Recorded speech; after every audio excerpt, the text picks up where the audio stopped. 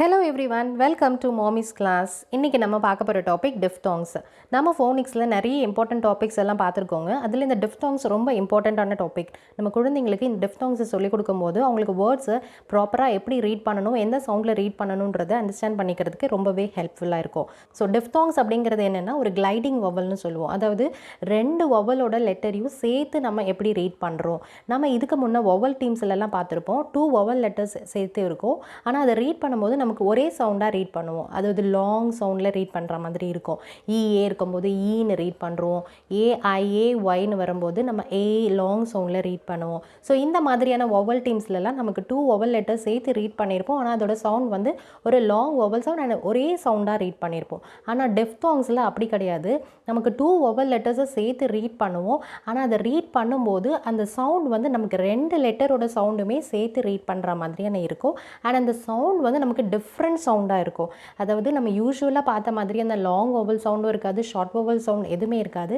இது ஒரு டிஃப்ரெண்ட் சவுண்டாக இருக்கும். அதாவது இப்போ பாருங்கள், ஏடபிள்யூ அப்படிங்கிற வேர்டு அந்த காம்பினேஷனை நம்ம எப்படி ரீட் பண்ணுவோம் அப்படின்னா ஆ சவுண்ட். நம்ம இது வரைக்கும் இங்கிலீஷில் உள்ள லெட்டர்ஸ் அந்த சவுண்ட்ஸில் நம்ம இது வரைக்கும் சவுண்டை எங்கேயுமே பார்த்துருக்க மாட்டோம். ஸோ சவுண்டை நம்ம இங்கிலீஷில் எங்கேயும் கேள்விப்பட்டிருக்க மாட்டோம். ஆனால் இந்த மாதிரியான இந்த மாதிரியான diphthongஸில் நமக்கு இந்த மாதிரியான டிஃப்ரெண்ட் சவுண்ட்ஸ் இருக்கும். அதனால தான் இந்த diphthongஸை நம்ம குழந்தைங்களுக்கு கண்டிப்பாக சொல்லிக் கொடுக்கணும். ஏன்னா இந்த மாதிரியான டிஃப்ரெண்ட் சவுண்ட்ஸ் அவங்களுக்கு தெரிஞ்சுக்கும் போது வேர்ட்ஸை ப்ராப்பராக ரீட் பண்ணுறதுக்கு ஈஸியாக இருக்கும்.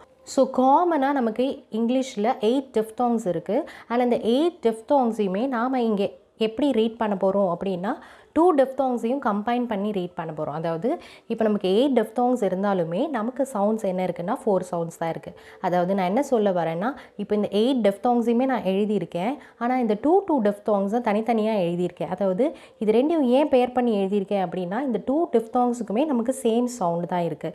ஸோ அப்படி இருக்கும்போது நம்ம குழந்தைங்களுக்கு சொல்லிக் கொடுக்கறதுக்கும் ஈஸியாக இருக்கும்.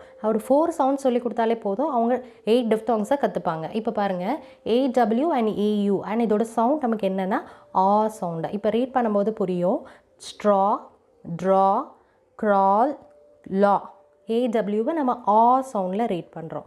இப்போ பாருங்கள், if, fault.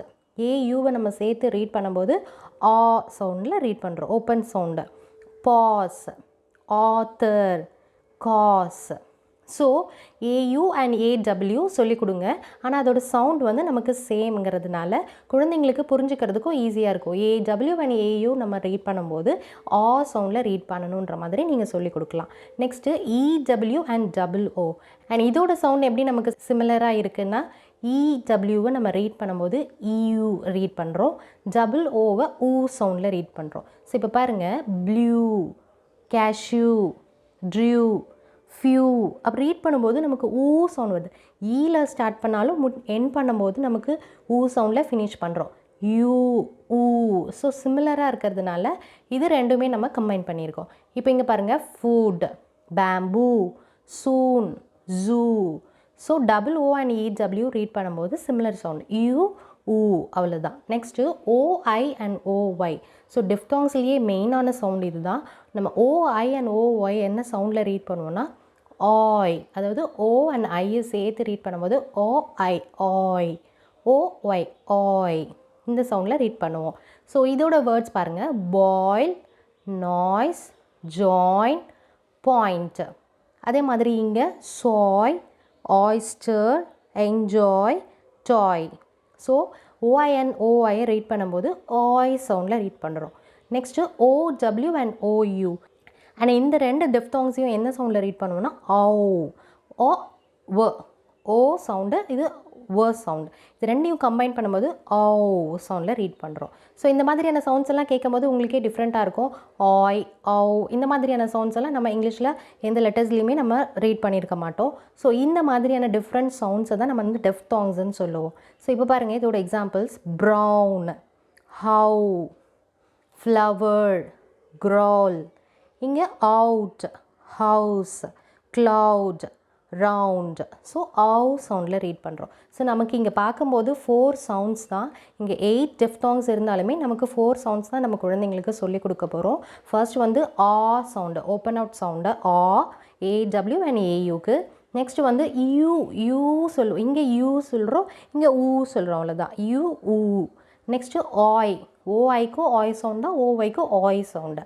Next O W and ஓயூவை ஆவ் ரீட் பண்ண சொல்லி கொடுக்கணும். ஸோ இந்த மாதிரியான சவுண்ட்ஸு, டிஃப்ரெண்ட் சவுண்ட்ஸை நம்ம குழந்தைங்களுக்கு சொல்லிக் கொடுக்கும்போது அவங்களுக்கு வேர்ட்ஸை ரீட் பண்ணுறதுக்கும் அவங்களே ஒரு வேர்டை ஃப்ரேம் பண்ணி எழுதும்போதோ இந்த சவுண்டில் வேர்டு இருக்கும்போது அப்போ அந்த பிளேஸில் எந்த மாதிரியான காம்பினேஷன் ஆஃப் வவல்ஸை யூஸ் பண்ணணும் அப்படிங்கிறத அவங்களுக்கு புரிஞ்சுக்கிறதுக்கு ஈஸியாக இருக்கும். ஸோ நீங்களும் உங்கள் குழந்தைங்களுக்கு இந்த டிஃப்தாங்ஸை அண்ட் இந்த சவுண்ட்ஸையும் சொல்லிக் கொடுங்க. தேங்க்ஸ் ஃபார் வாட்சிங் மை வீடியோ.